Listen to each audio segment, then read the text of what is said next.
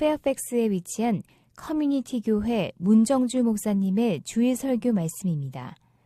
이 말씀을 들으시는 모든 분들에게 예수 그리스도의 은혜와 축복이 충만하시길 간절히 기도합니다. 고린도후서 5장 17절 한 절밖에 되지 않습니다. 고린도후서 5장 17절 한 절이니까 한 목소리로 함께 봉독하시려고 하겠습니다. 그런즉 누구든지 그리스도 안에 있으면 새로운 피조물이라 이전 것은 지나갔으니 보라 새 것이 되었도다. 한 번 더 할까요? 그런즉 누구든지 그리스도 안에 있으면 새로운 피조물이라 이전 것은 지나갔으니 보라 새 것이 되었도다. 아멘. 그렇습니다. 1월이 되었죠. 1월을 영어로 January라고 합니다. 그렇죠. 이 January란 뜻의 단어의 의미를 아시는지 모르겠습니다. 이 라틴 말로 January는 자우나라는 그런 얘기를 한다고 합니다. 그래서 제누아라고 하는데 이 제누아라는 뜻은 뭐냐면 창문입니다. 문 아니면 창문. 그러니까 창문은 이쪽도 볼 수 있고 이쪽도 볼 수 있잖아요. 그래서 1월은 그 전 한 해도 보고 또 새로운 한 해도 보고 2018년도 보고 2019년도 보는 그런 모습이라고 우리는 생각할 수 있습니다. 또 어떤 그 역사가들은 그런 뜻만 아니라 그 제니올이란 단어는 그 야누스라고 그러죠. 제이너스라고 그러는데 야누스라는 그 로마에 있는 신들, 그들이 많이 섬겼던 신들의 한 사람의 이름이다. 그런데 야누스의 얼굴을 보신 적 있습니까? 한번 올려주실래요, 사진을?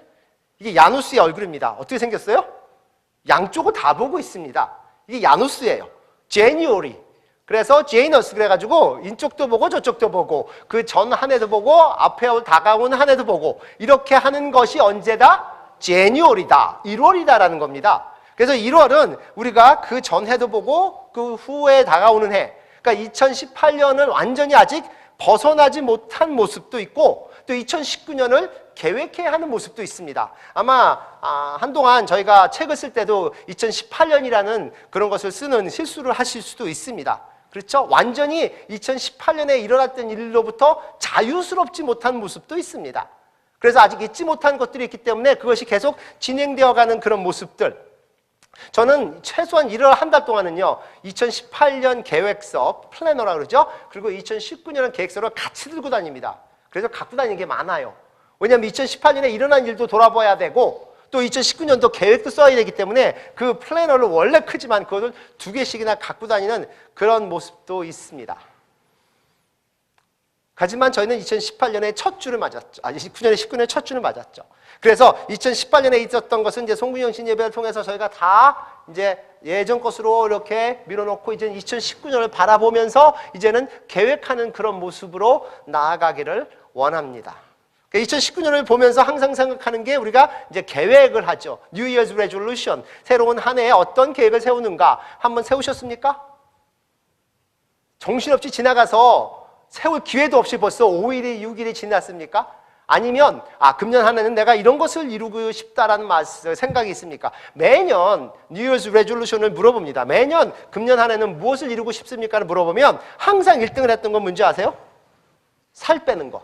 Losing the weight. 살 빼는 게 거의 매년 1등이라고 합니다. 그런데 작년에도 제가 말씀드렸습니다. 처음으로 1등이 아니고 1등 자리를 낮춰놨어요. 처음으로 losing weight, 그러니까 몸무게를 빼는 것보다 더 1등으로 나섰던 사람들이 원했던 거는 to be a better person, 나는 더 좋은 사람이 되겠다는 거예요. 더 나은 사람이 되겠다는 것이 많은 사람의 대답이었다고 합니다. 아주 신문에 난 거예요. 그 better person이라는, 내가 더 좋은 사람이 되겠다는 그 의미는 각자마다 다를 겁니다. 그럼에도 불구하고 많은 사람들이 동일한 것은 나는 좀 더 나은 사람이 되어야겠다는 깨달음이 있었어요.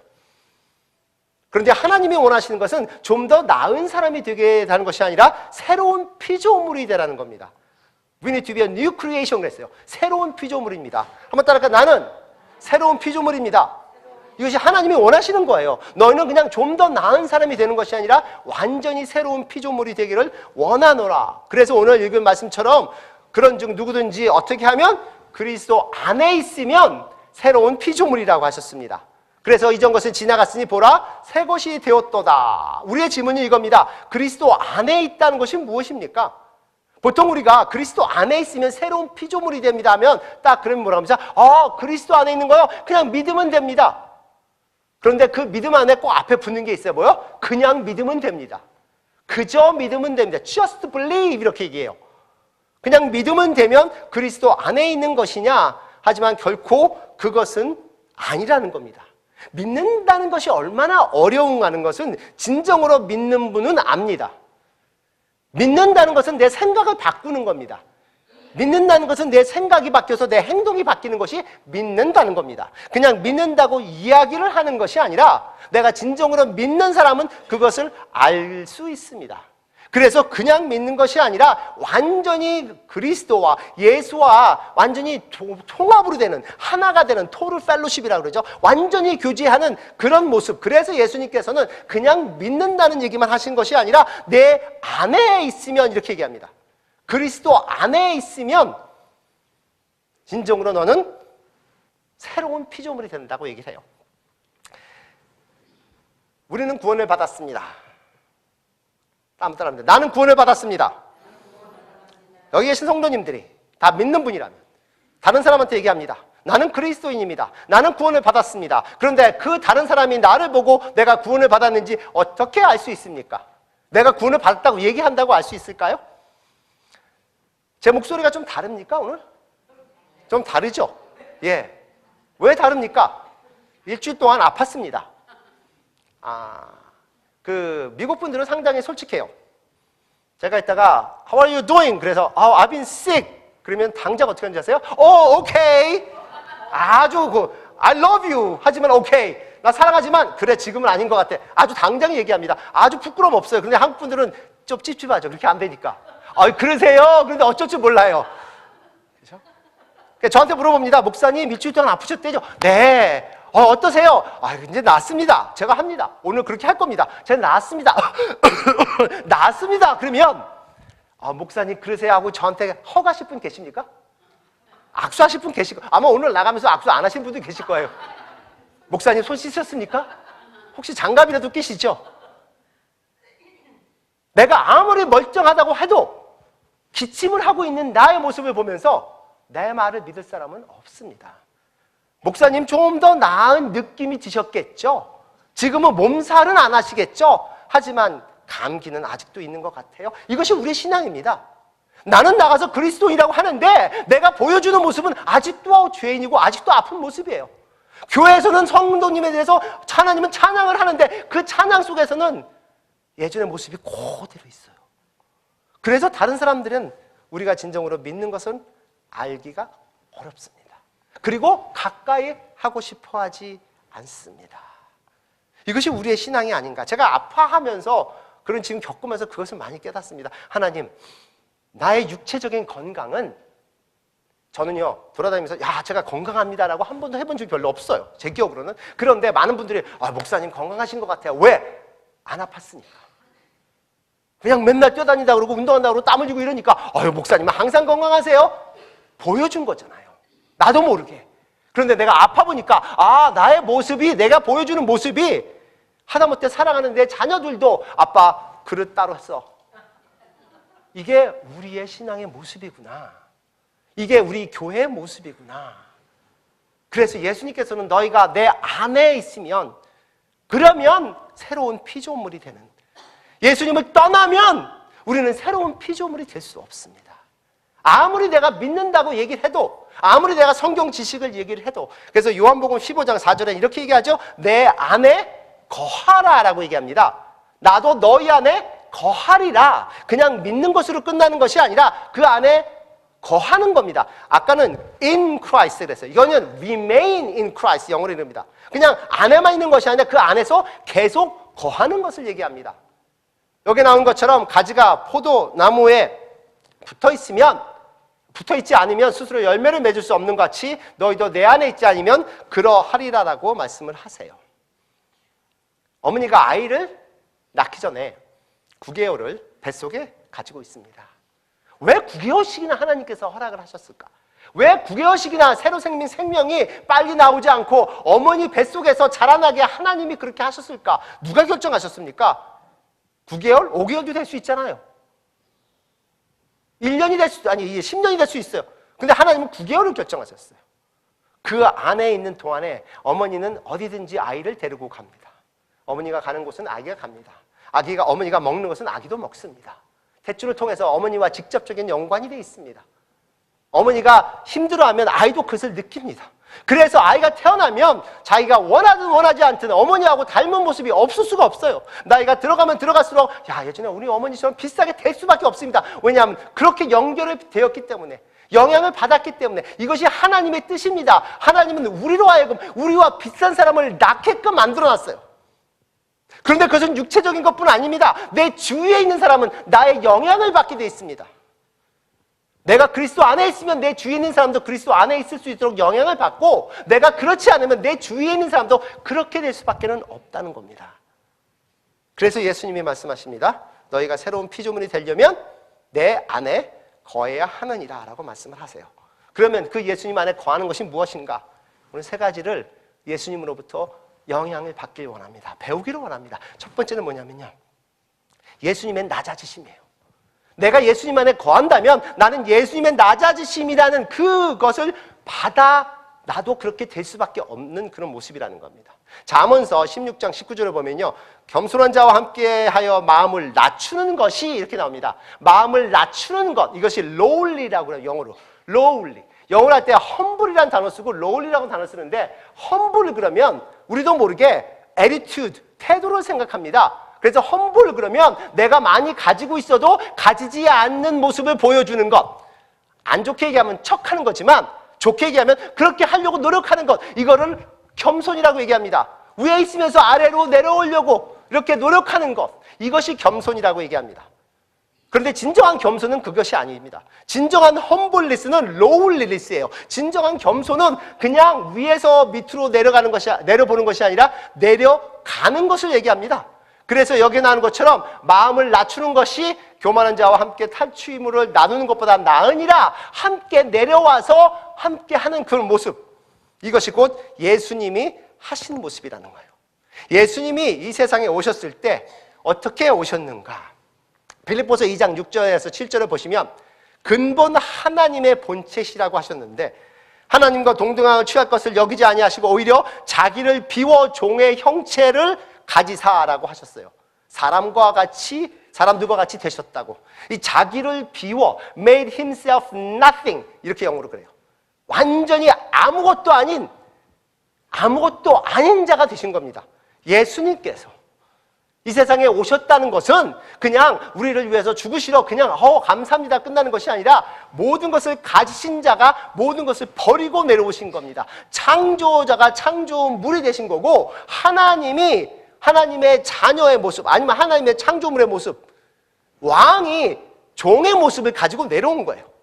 그냥 왕에 있으면서 아이고 종아 힘들지 내가 도와줄게가 아니라 완전히 종의 모습으로 내려오셨다고 성경은 얘기합니다. 예수님이 인간이 되셨다는 것은 창조자가 아무것도 아닌 창조물이 되었다고 설명을 해요. 그 얘기는 우리는 아무것도 아닌 모습입니다. 아십니까? 목사님, 네, 설교가요 나를 좀 격려해야 되는 거 아닙니까? 내가 힘들고 어려울 때 잘하고 있다 막 격려해야 되는 거 아닙니까? 그런데 갑자기 설교를 하면서 아무것도 아니라면 내가 기분이 좋겠습니까? 설교는 기분 좋으라고 하신 건 아니니까. 우리는 아무것도 아닙니다. 흙으로 만든 자들인데 그렇잖아요. 그게 우리의 모습인 거예요. lowliness, 낮아지는 것은 내가 누군지를 깨닫는 그런 모습이라고 제가 말씀을 드렸습니다. 예수님은 아무것도 아닌 자가 되셨는데, 그냥 아무것도 아닌 자가 아니라 그 중에서도 더 악한 worst possible way, 어떻게 태어나셨어요? 가장 가난한 자들, 힘든 그런 어려운 모습의 가정에 처음으로 태어나서 잠잘 침대가 없어서 구유에 누워야 하는 그런 모습입니다. 이 세상에 태어나시면서 구유에 누우신 분이 있습니까? 아무리 내가 어렵게 태어나더라도 침대가 아니면 방이라도 있었을 거고, 그런데 예수님은 태어나시면서 구유에 태어나셨어요. 저희가 구유에 태어나신 예수님의 그림을 보면 참 아름답게 그립니다.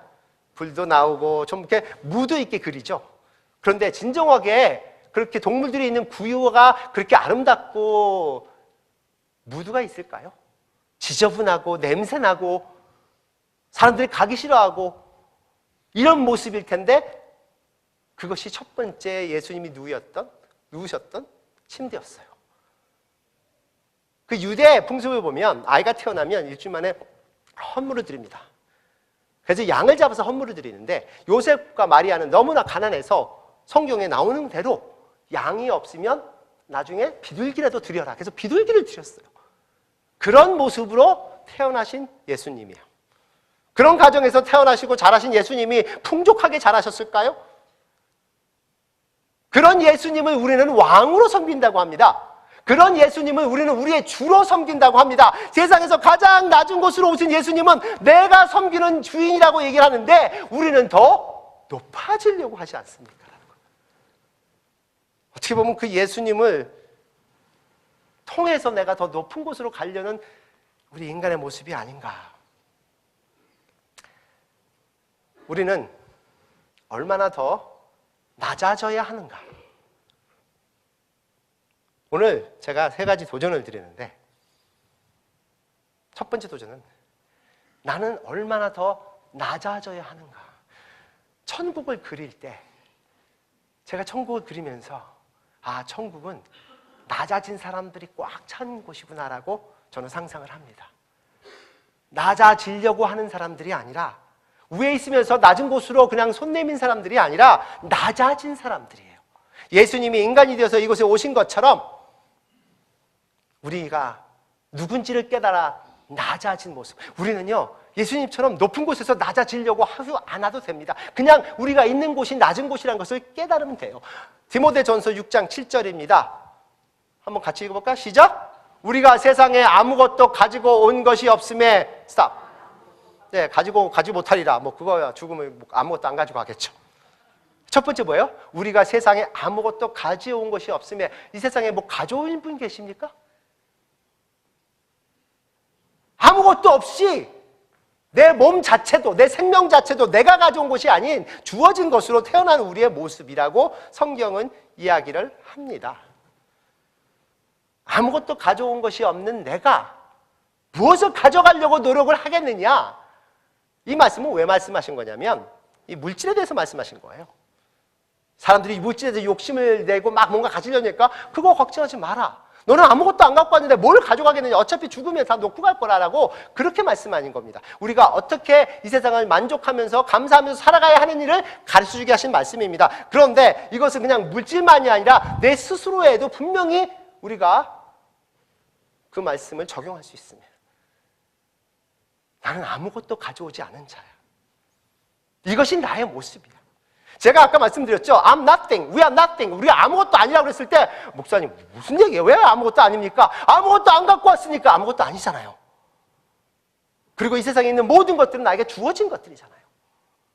이것을 내가 깨닫는다면 나의 삶 속에서 우리가 자족하지 못할 것이 무엇이겠느냐.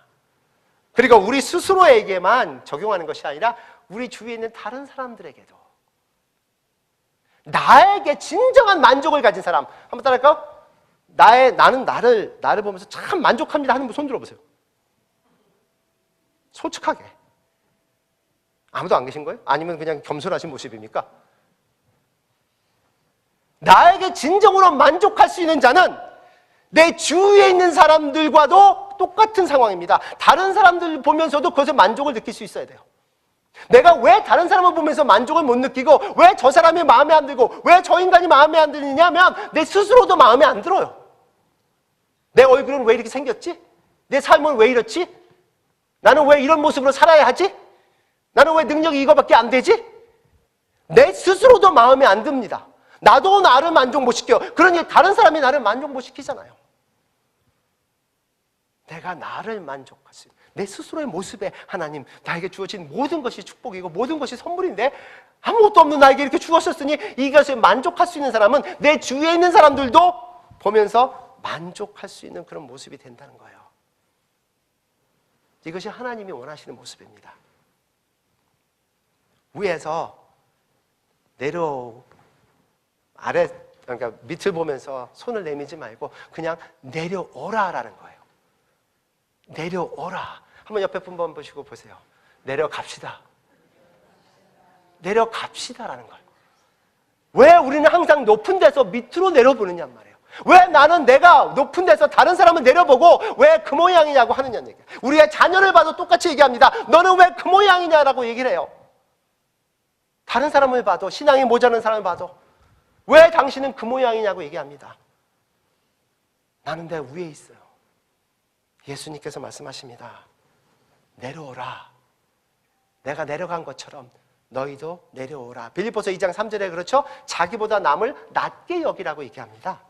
왜 그렇게 말씀하셨을까요? 나도 모르게 누군가에 의해서 나는 다른 사람보다 낫다고 생각을 하니까. 성경은 그렇게 안 가르치고 하나님은 한 번도 그렇게 말씀하신 적이 없는데 우리는 언젠가 자주 나도 모르게 나는 남보다 낫다고 생각합니다. 나는 남보다 나아야 된다고 생각합니다. 아마 부모님의 잘못도 많이 있을 거예요. 그렇죠? 아이들에게 뭐를 가르쳐요? 다른 사람보다 더 잘해야 돼. 다른 사람을 이겨야 돼. 1등이 돼야 돼. 이것이 인간의 모습이죠. 모든 사회의 모습입니다. 그리고 박수를 칩니다. 누군가를 밟아야 박수를 받는 세상에 삽니다. 그런데 그것은 하나님의 뜻은 아니거든요. 그 세상은 결코 행복할 수도 기쁠 수도 없거든요. 왜냐하면 이 세상에서 항상 이길 수 있는 사람은 없습니다. 내가 누굴 밟았다면 누군가에 밟힙니다. 그래서 우리의 삶은 항상 상처로 끝이 납니다. 하나님이 원하시는 것은 그것이 아닌데. 그래서 오늘 도전을 드립니다. 금년 한 해 나는 얼마나 더 낮아질 수 있는가. 새로운 피조물이 되었다는 것은요, 새로운 시스템, 밸류 시스템이 있다는 거예요. 그것이 새로운 피조물입니다. 새로운 밸류 시스템은 뭐냐면 아까 말씀드린 요한복음에 다시 나옵니다. 15장 5절에 나는 포도나무여 너희는 가지라. 그가 내 안에 내가 그 안에 거하면 사람이 열매를 많이 맺나니 나를 떠나서는 너희가 아무것도 할 수 없습니다. 이것이 새로운 피조물의 밸류 시스템입니다. 뭐냐면 나는 예수님을 떠나서는 아무것도 할 수 없습니다. 나는 예수님을 떠나서는 가치 있는 인간이 될 수 없다는 그런 모습이에요. 세상적으로 보면 왜? 하지만 하나님의 뜻에 보면 내 존재 가치는 예수님을 통해서 일어납니다. 이것이 우리의 믿음입니다. 금년 한 해 얼마나 많이 나는 낮아질 수 있는가. 두 번째는요, 예수님의 순종이에요. 예수님과 우리가 함께하고 예수님 안에 있으면 예수님의 순종을 배웁니다. 빌립보서 2장 8절이죠. 사람의 모양으로 나타나서 자기를 낮추시고 죽기까지 복종하셨으니 그랬어요. 이것이 예수님의 순종입니다. 죽기까지 복종하셨으니. 예수님이 하나님의 뜻을, 물론 삼위일체니까 같은 하나님이긴 하지만 하나님의 뜻을 순종한다는 것이 얼마나 어려웠을까요? 얼마나 쉬웠을까요? 제가 모든 인간의 죄를 위해서 죽겠습니다. No problem 그러고 내려오셨을까요? 결코 쉬우지 않을 거라고 생각합니다. 하나님이 인간의 죄를 용서하시려고 하는 그 하나님의 뜻은 얼마나 쉬웠을까요? 얼마나 어려웠을까요? 내가 인간의 모든 죄를 용서하기 위해서 내가 다시 인간의 모습이 되고 인간의 모습이 돼서 그들의 죄를 위해서 죽어야 하는 그 뜻이 쉬웠을까요? 우리는 하나님의 우리의 죄에 대한 용서를 너무 쉽게 생각할 때가 있습니다. 결코 그것은 쉬울 수 없습니다. 하나님의 우리에 대한 용서는 예수님이 돌아가셔야만 하는, 십자가에 돌아가셔야만 그것을 통해서만 가능했기에 결코 그것은 쉬울 수 없습니다. 하지만 예수님은 그것을 순종으로 받아들이셨어요. 그런데 한 번도 저는 이런 얘기를 들어본 적이 없습니다. 아니, 왜 예수님이 나를 위해서 죽어야 합니까? 예수님한테는 그것은 공평하지 않잖아요. It's not fair for him. 한 번도 들어본 적 없어요. 그냥 아이고 나를 위해서 죽으셔서 감사합니다.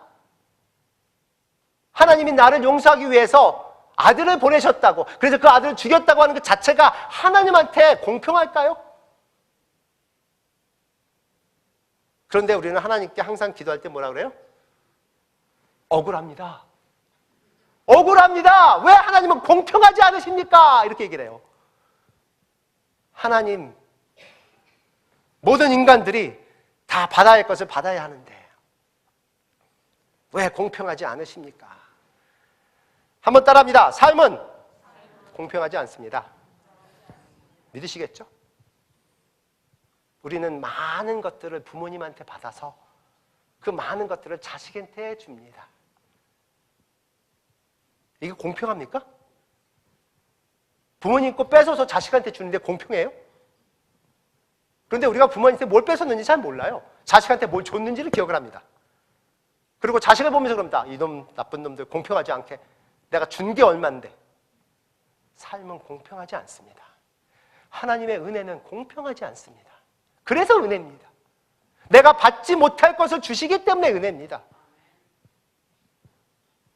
내가 가야 할 곳을 가지 않게 하나님이 막으시니까 은혜입니다.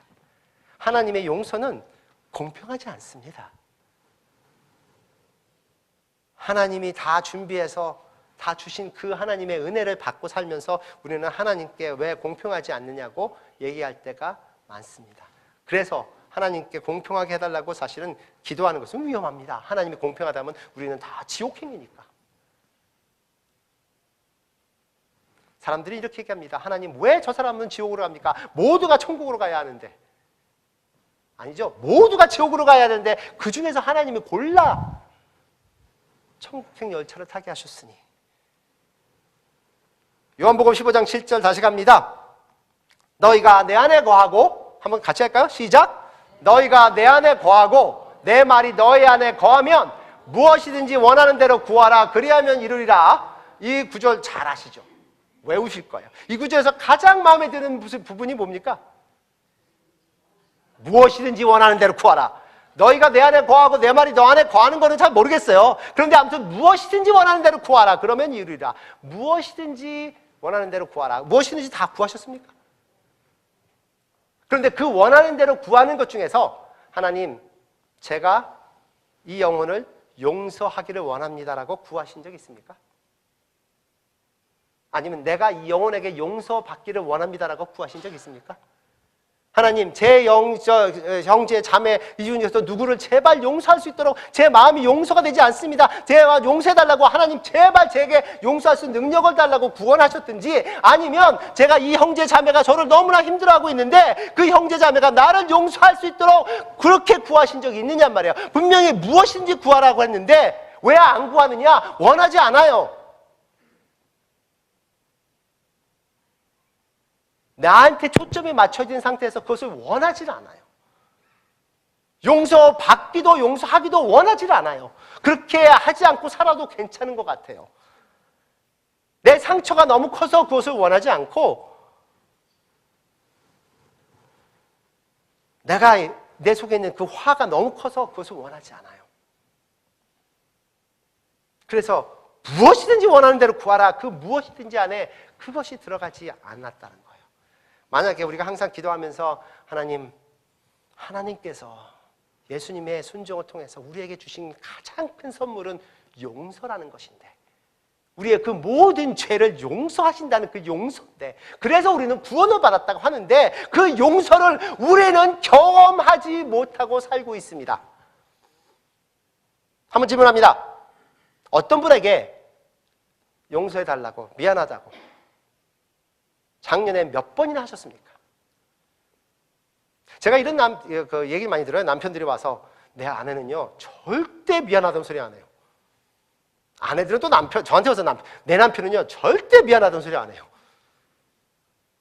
우리는 잘못을 수없이 하고 살면서 용서해달라고 부탁도, 용서한다는 그 말도 안 하고 살아갑니다. 교회 와서는 또 얼마나 많이 합니까? 얼마나 수없이 우리는 용서를 빌고 용서를 받아야 하는 존재들인데 그냥 없었던 것처럼, 지난번에 일어나는 것은 그냥 넘어가는 것처럼. 그런데 안 넘어가잖아요. 차곡차곡 쌓아가고 있죠. 언제까지? 폭탄 터질 때까지. 그리고 폭탄 터지면 그냥 헤어집니다. 안 보면 되는 거예요. 안 믿는 사람들이 하는 그것을 우리가 똑같이 하고 있는, 에베소서 4장 32절입니다. 서로 용서하기를 하나님이 그리스도 안에서 너희를 용서하심과 같이 하라 그랬어요. 내가 용서를 받았다면, 그것을 안다면 그 그것을 경험하고 싶다면 나는 용서를 받기를 원하고 용서를 하기를 원해야 되는 겁니다. 용서를 받아본 분은요, 진정으로 용서받은 것이 얼마나 기쁜지 모릅니다. 용서를 해본 분은 내가 용서한다는 것이 얼마나 나를 기쁘게 하는지 모릅니다. 그래서 갑니다. 제발 미안하다고 해달라고, 내가 용서하고 싶다고. 나에게 얘 미안하다고 한마디만 하면 나 용서할 준비가 되어 있다고. 그리고 제발 나를 용서해달라고, 당신이 나한테 당신은 용서한다는 그 말이 얼마나 나에겐 기쁨이 되는지 모른다고. 그것은 하나님의 명령입니다. 서로 용서하고 서로 용서받고 살아야 하느니라.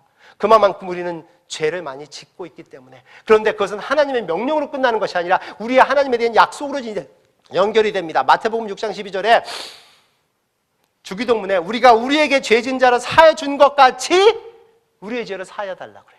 이것은 우리의 약속입니다. 하나님께 드리는 약속이에요. 하나님이 우리를 용서해 주셨습니까? 우리도 용서하겠습니다라는 약속입니다. 주기도문을 할 때마다 약속합니다. 우리도 용서하겠다고. 근데 그 주기도문이 끝나고 누구를 용서해야 할지 생각이 안 납니다. 왜냐하면 하고 싶은 마음이 없으면 생각이 안 납니다. 예수님 안에 있으면 우리는 그 예수님의 순종을 통한 용서가 무엇인지 깨닫게 됩니다. 다시 한번 도전합니다. 두 번째, 금년에는 나는 누구를 용서하고 누구에게 용서를 받으며 살려고 계획을 하고 있는가? 나는 그전에 절대 용서하지 못했던 사람을 용서하거나 아니면 용서받아야 할 사람에게 용서해달라고 하지 못했던 것을 용서를 받겠다고 하겠나? 모든 사람을 용서할 수는 없습니다. 모든 사람을 용서하라고 하는 것도 아닙니다. 단지 그것이 하나님이 원하시는 것이라는 것은 우리가 알아야 하는 겁니다. 그것이 천국의 모습이고 예수님이 약속한 풍성한 삶의 모습이라는 것은 우리는 알아야 합니다. 세 번째는요, 예수님의 긍휼이에요. 그 용서는 어디서부터 시작하시는지 아십니까? 이 긍휼서부터 시작해요. 긍휼은 뭐예요? 불쌍하게 여기는 거잖아요. 요한복음 15장 9절에 이렇게 말씀하시죠? 아버지께서 나를 사랑한 것 같이 나도 너희를 사랑하셨으니 너희가 나의 사랑 안에 거하라. 그렇게 얘기합니다. 거하라 그래요. 예수님의 사랑 안에. 그런데 그 예수님의 사랑은 뭘 포함하면 우리를 불쌍히 여기시는 모습이 있어요. 그래서 마가복음 6장에 보면 예수님께서 그 무리를 보시고 목자 없는 양 같음으로 인하여 불쌍히 여기신다고 그랬습니다. 그런데 우리는 불쌍히 여기는 것을 감정으로 생각합니다. 내 느낌에 불쌍한 것 같아요. 예수님은 불쌍히 여기시는 자에게 무언가를 하셨습니다. 필요한 자에게는 주시고, 배고픈 자에게는 먹이시고, 아픈 자는 고치시고, 지식이 없는 사람은 가르치시고, 불쌍히 여긴다는 것은 그냥 불쌍하고 지나가는 것이 아니라 그를 위해 뭔가를 하는 것이 불쌍히 여기는 거예요. 이것이 컴패션입니다. 그것이 예수님이 우리에게 보여주신 거죠. 하나님께서 우리에게 주신 그 컴패션. 예수님이 십자가에 돌아가실 때 하나님 아버지 저들 용서해 주옵소서, 저들이 하는 일을 알지 못하나이다 라고 말씀하셨어요. 이것이 불쌍히 여기는 것의 시작입니다. 우리는 완전치 못하기 때문에, 우리는 너무 약하기 때문에 모두 불쌍한 존재예요. 모두 불쌍한 존재가 서로 불쌍히 여기라고 하나님이 엮어주신 것이 뭔지 아십니까? 교회입니다. 교회는 불쌍한 사람들이 모인 자입니다. 그 불쌍한 사람들을 하나님이 구원해 주신 것이고 서로 그것을 깨달아 알아 서로 불쌍히 여겨서 감싸줄 수 있는 것이 곧 교회라는 거예요. 그래서 골로새서 3장 12절에 보면 그 긍휼로 옷을 입으라고 얘기를 합니다. 오늘 하루 사시면서, 금년 한 해 사시면서 나는 나를 불쌍히 여길 수 있는 자가 되기를 원합니다. 나는 다른 사람들을 불쌍히 볼 수 있는 눈이 열리는 사람이 되기를 원합니다. 그 불쌍히 여긴 사람들이 서로 손을 잡고 가는 그것이 하나님의 뜻이고, 그럴 때 하나님의 능력으로 통해서 힘이 나는 그런 모습이라는 거예요. 얼마나 다른 사람들을 나는 껴안아 안을 수 있는지, 금년 2019년 사시면서 주 하나님, 나의 삶의 주인 되신 예수님을 닮아가기를 원합니다. 그래서 예수 안에 있으면 새로운 피조물이라는 것이 뭔지를 다른 사람들에게 보여주는 나의 삶이 될 수 있도록 인도하여 주옵소서. 기도하겠습니다.